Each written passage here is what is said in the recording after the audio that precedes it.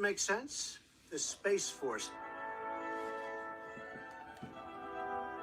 We may even have a Space Force. President Trump has mentioned the Space Force a couple of times, and what he's alluding to is an ongoing debate in Congress that is creating a separate military service that focuses on space and military space capabilities. Space is a warfighting domain, just like the land, air, and sea.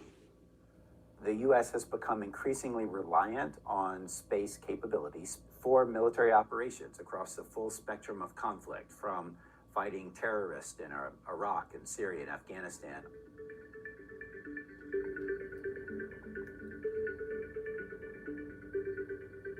We need to protect the American people, and security is going to be a very big factor with respect to space. In 2001, there was a special commission created by Congress. They call it the Space Commission. And the final report of that commission recommended eventually transitioning to an independent military service for space.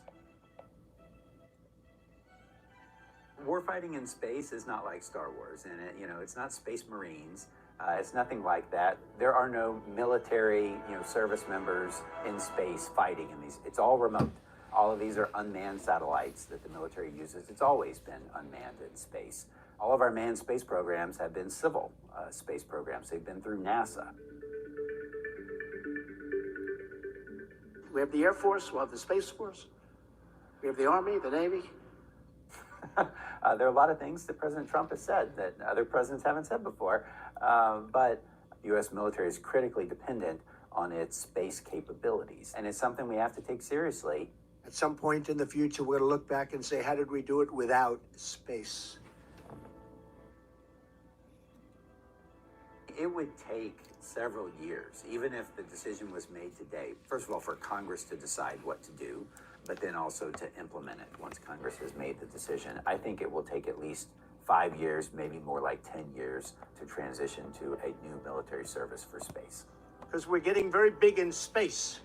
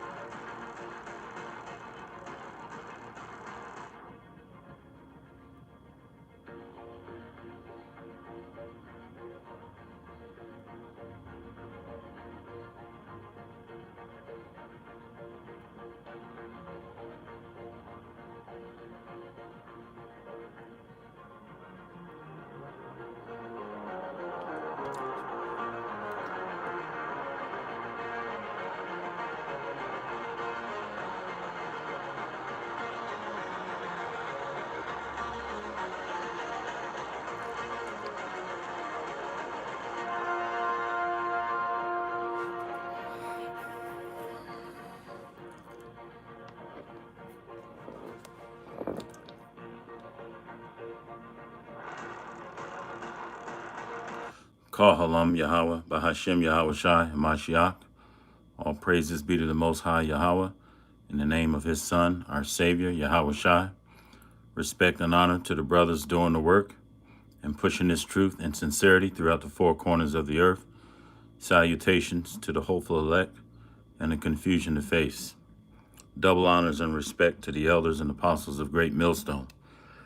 Purpose of this lesson this evening is to talk about Lucifer falling. Who is Lucifer? Lucifer is the ruling elite class that rules over the earth. The so-called royal families, the so-called Rockefellers, the Vanderbilts, the Oppenheimers, the DuPonts, and Job 9:24 tells us that the earth is given into the hands of the wicked. So they rule over the entire earth right now. And essentially they are the shadow government. So when you hear the term Lucifer, what it simply means is light bearers or the illuminated ones. And the more popular phrase that most of us are familiar with is the Illuminati. So this is just simply an elite class of rulers that are over the entire earth. And once again, Job 9:24 tells us that the earth is given into the hands of the wicked.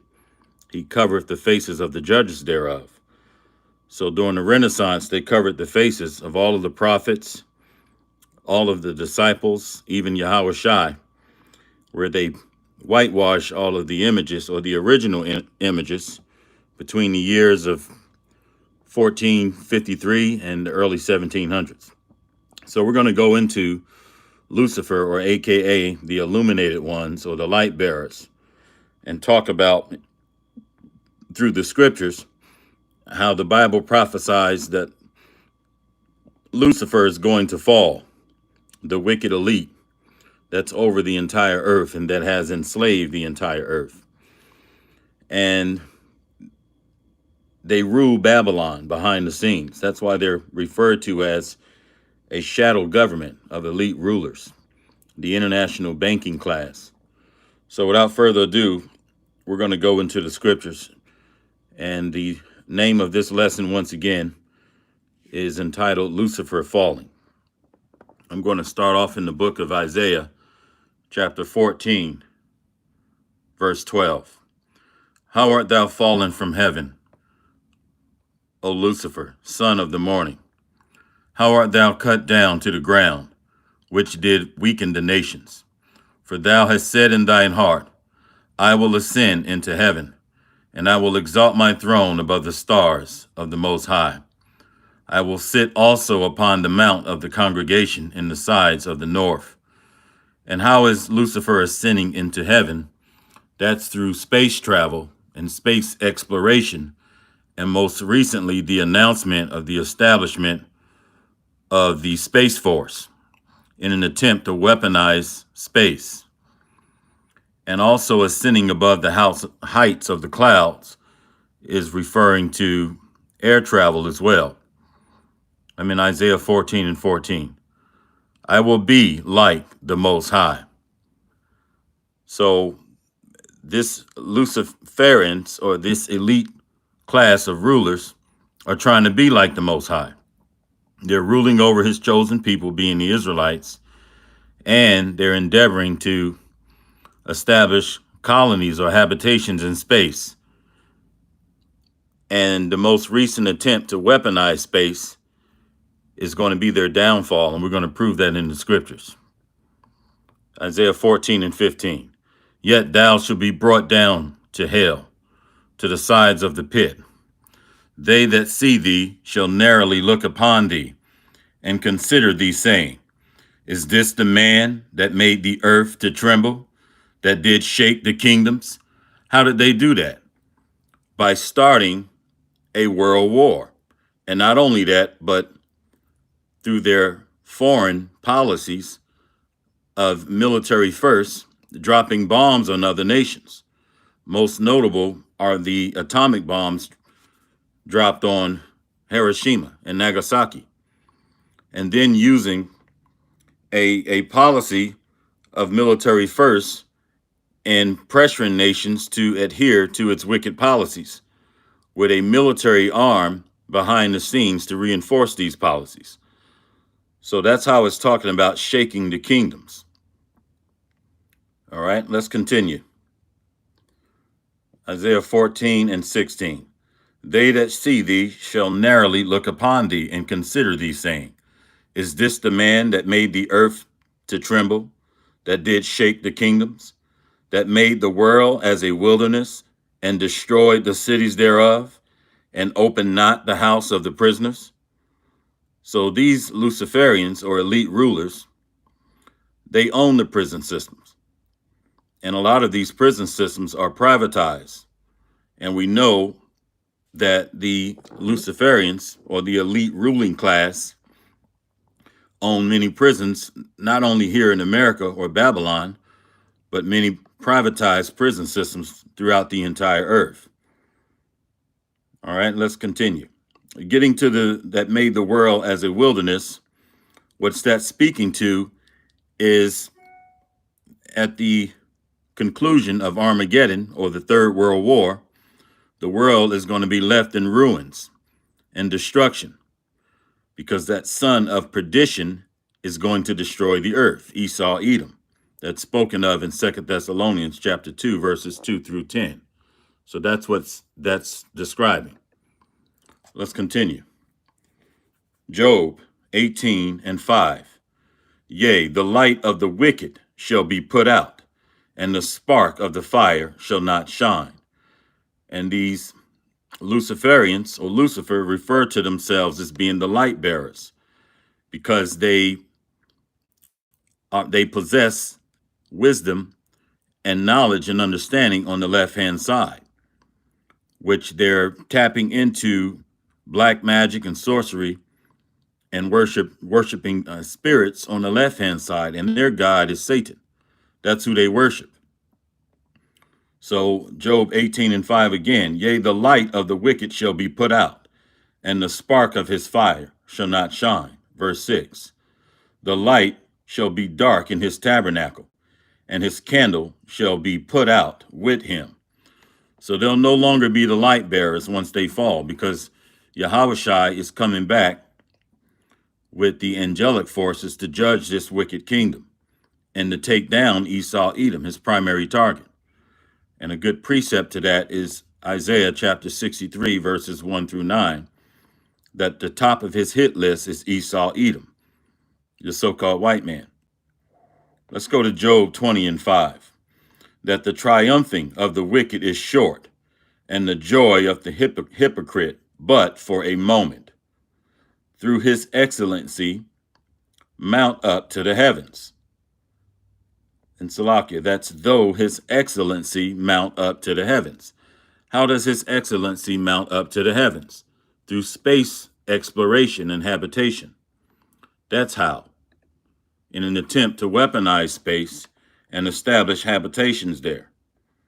So Job 20 and 6 again, though his excellency mount up to the heavens, and his head reach unto the clouds. And that head is reverting to their rulership. And not only ruling right now, but also reaching up to the outer firmament and ruling and establishing weapon systems in the outer firmament, which we call today space. Job 20 and 7. Yep, we're going to get Obadiah. Job 20 and 7. Yet he shall perish forever, like his own dung. They which have seen him shall say, where is he? Let's go to Obadiah 1. We're going to start at verse 2. Behold, I have made thee small among the heathen, and thou art greatly despised. So Esau, Edom has waged war through colonization throughout the entire earth. And the Most High is saying, I have made you small among the heathen. Thou art greatly despised. Verse 3, the pride of thine heart hath deceived thee, thou that dwelleth in the clefts of the rocks, whose habitation is high, that saith in his heart, who shall bring me down to the ground? So Esau, Edom is a proud man.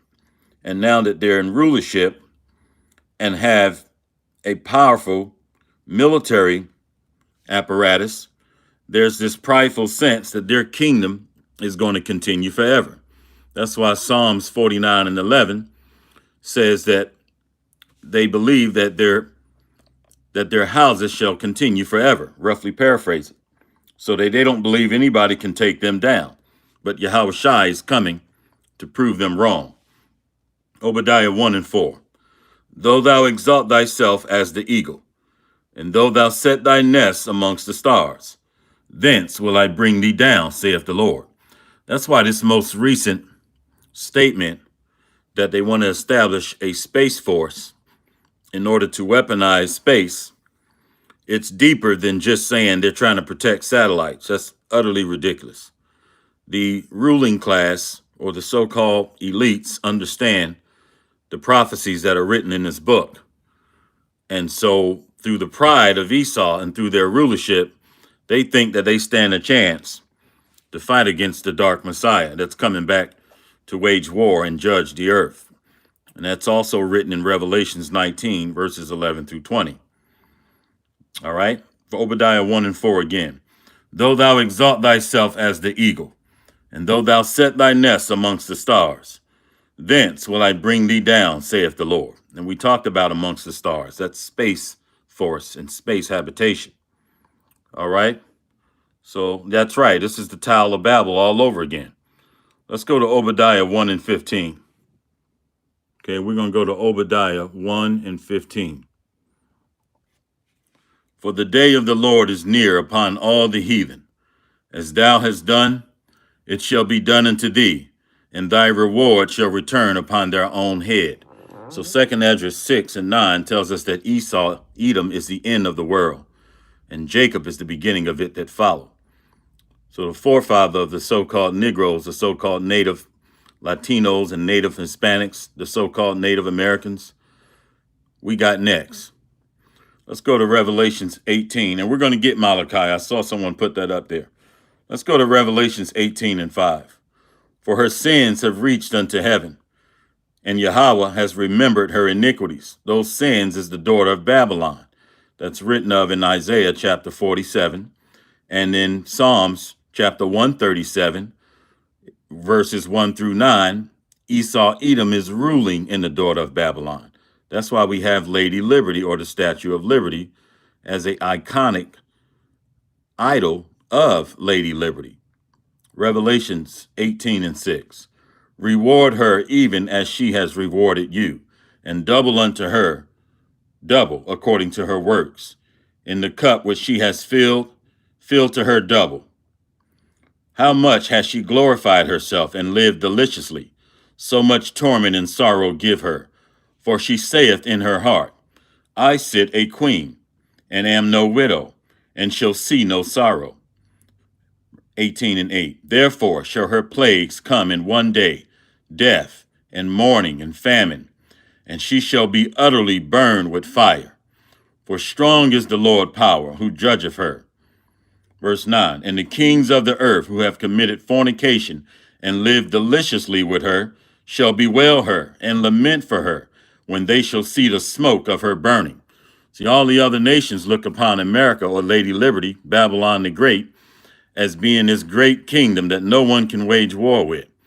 That's why they say, who can make war with the beast? Revelations 18 and 10. But standing afar off for the fear of her torment, saying, Alas, alas, that great city Babylon, that mighty city, for in 1 hour is thy judgment come. So all the nations are going to see this place burn, Babylon or America. And with the technology of the day, many of them is going to be watching it right from the comfort of their own living room on TV. So this is going to be real time. All right. Revelations 18 and 13. And cinnamon and odors and ointments and frankincense and wine and oil and fine flour and wheat and beasts and sheep and horses and chariots and slaves and souls of men. So Babylon, or Lady Liberty, America, got rich off the enslavement of the children of Israel. After over 400 plus years of free labor, Babylon the Great became wealthy, the wealthiest nation on the planet. All right. So the Most High is going to judge her. That's why it says in 1 hour, so her judgment come. All right. Let's see what happens to the people that which be in America or Babylon the Great when they decided to terrorize his chosen people, being the children of Israel. So let's read what their judgment is. Let's go to Zechariah 14 and 12. And this shall be the plague wherewith the Lord will smite all the people that have fought against Jerusalem. Who's that? We're people first. It's not talking about man-made boundaries. It's talking about people. It's children of Israel. And this shall be the plague wherewith the Lord will smite all the people that have fought against Jerusalem. Their flesh shall consume away while they stand upon their feet, and their eyes shall consume away in their holes, and their tongue shall consume away in their mouth. That's talking about what happens as a result of a nuclear explosion. All right. You can see that video on Terminator where she's holding the fence and her eyes consume away in the sockets while her tongue consume away in her mouth. Zechariah 14 and 13. And it shall come to pass in that day that a great tumult from the Lord shall be among them, and they shall lay hold every one on the hand of his neighbor, and his hand shall rise up against the hand of his neighbor. That's talking about nations fighting against each other, race wars, all right, and sedition among men. Let's go to 2 Peter 3 and 10. But the day of the Lord will come as a thief in the night, in which the heavens shall pass away with a great noise. That's from nuclear explosions. And the elements shall melt with fervent heat. The earth also and the works that are therein shall be burned up. 2 Peter 3 and 11. Seeing then that all these things shall be dissolved, what manner of persons ought you to be in all holy conversations and godliness? Verse 12. Looking for and hasting unto the coming of the day of the Lord power, wherein the heavens being on fire shall be dissolved, and the elements shall melt away with fervent heat. So it's time to stop playing, because the Most High is not playing. Jeremiah 51, verse 1. Thus saith the Lord power, behold, I will raise up against Babylon and against them that dwell in the midst of them that rise up against me, a destroying wind. That's that explosion that you see as a result of a nuclear impact. You see the wind moving and destroying everything in its path. That's what that destroying wind is. Jeremiah 51 and 2. And will send unto Babylon fanners, that shall fan her, and shall empty her land. For in the day of trouble they shall be against her round about. It's the other nations launching ICBMs and nuclear warheads at America. For Israel has not been forsaken, nor Judah of his God, of the Lord of hosts, though their land was filled with sin against the Holy One of Israel. Verse 6. Flee out of the midst of Babylon and deliver every man his soul. Be not cut off in her iniquity. It's talking about a spiritual fleeing. For this is the time of the Lord's vengeance. He will render unto her a recompense. Verse 7. Babylon has been a cup in the Lord's hand, that made all the earth drunken. The nations have drunken of her wine. Therefore the nations are mad. Verse 8. Babylon is suddenly fallen and destroyed. Howl for her, take balm for her, if so be that she may be healed. Though Babylon should mount up to heaven. Salakia, I'm at Jeremiah 51 and 53. Though Babylon should mount up to heaven, and though she should fortify the height of her strength, yet from me spoilers shall come unto her. All right, and that mounting up to heaven is what we've talked about, weaponizing space and a space force. Yet from me shall fanners come unto her, saith the Lord. Jeremiah 51 and 53. A sound of a cry come from Babylon, great destruction from the land of the Chaldeans. Because of the Lord hath spoiled Babylon, and destroyed out of her great voice. When her waves do roar like waters, a noise of their voice is uttered. When you see a nuclear warhead impact, it causes the ocean shore to waves to rise up over the land because of the vibrations of the impact. So you see great waters rushing into the land like a huge tsunami. So Babylon is finished. That's right. Verse Let's go to Jeremiah 51 and 62. Then shalt thou say, O Lord, how hast thou spoken against this place, to cut it off, that none shall remain in it, neither man nor beast, but that it shall be desolate forever. So that's how we know this is talking about a future Babylon, which is America, because ancient Babylon was not destroyed with fire and was not made desolate forever. So this how this Bible is an amazingly accurate book. It just send chills through your spine. All right, now we're going to talk about this judgment for Esau, Edom, who rules over Babylon, as it is written in Psalms 137, verses 7 through 9, that Esau, Edom rules over Babylon. Now, the Chaldeans are an educated elite, and they were very well versed in sorcery and black magic. So it's talking about now the same spirit of those educated elites that rule in wickedness. All right. And a lot of them study the Talmud, which is nothing but an ancient Babylonian book of black magic and sorcery and witchcraft. That's when it's referring to the Chaldees. Yes, America is the daughter of Babylon. It's also written in Isaiah chapter 47. Let's go to Malachi chapter 1. We're going to start at verse 1. The burden of the word of the Lord to Israel by Malachi. I have loved you, saith the Lord. Yet ye say, wherein hast thou loved us? Was not Esau Jacob's brother, saith the Lord? Yet I loved Jacob, and I hated Esau, and laid his mountains and his heritage waste for the dragons of the wilderness. Verse 4. Whereas Edom saith, we are impoverished, but we will return and build the desolate places.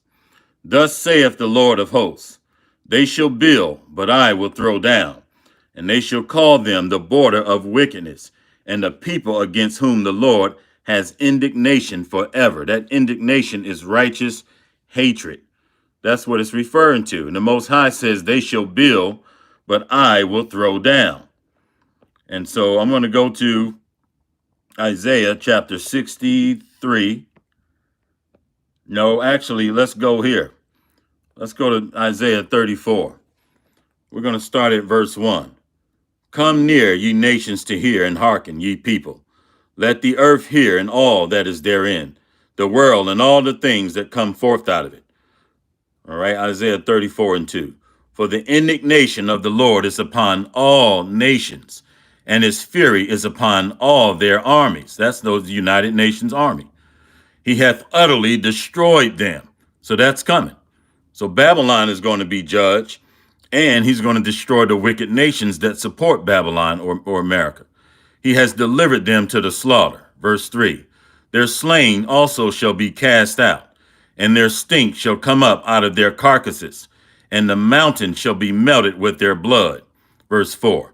And all the hosts of heaven shall be dissolved, and the heavens shall be rolled together as a scroll, and all their hosts shall fall down, as the leaf falleth off the vine, and as a falling fig from the tree. Now, I want you to think about this for a minute. When you see a nuclear explosion, what do you see? A mushroom cloud. So the prophet Isaiah is saying heaven shall be rolled together as a scroll. So he's using the ancient terminology as he understood it in his time. Okay, I just need everyone to understand that. Verse 5. For my sword shall be bathed in heaven. Behold, it shall come down upon Idumea. Who's that? Esau, Edom. This matches with Isaiah chapter 63, verses 1 through 9. It shall come down upon Idumea and upon the people of my curse to judgment. Verse 6. The sword of the Lord is filled with blood. It is made fat with fatness, and with the blood of lambs and goats, and with the fat of kidneys of rams, for the Lord has a sacrifice in Basra. That's America. All right. That's the central power hub of the military arm that's ruling over the world. And a great slaughter in the land of Idumea. See, his primary target is Esau, Edom. And since you brought up Isaiah 63, we're going to go there, and then we're going to have to close out. All right, let's go to Isaiah 63. Let's start at verse 1. Who is this that cometh from Edom with dyed garments from Basra? This that is glorious in his apparel, traveling in the greatness of his strength.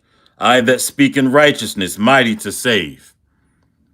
Wherefore art thou red in thine apparel, and thy garments like him that treadeth in the wine fat?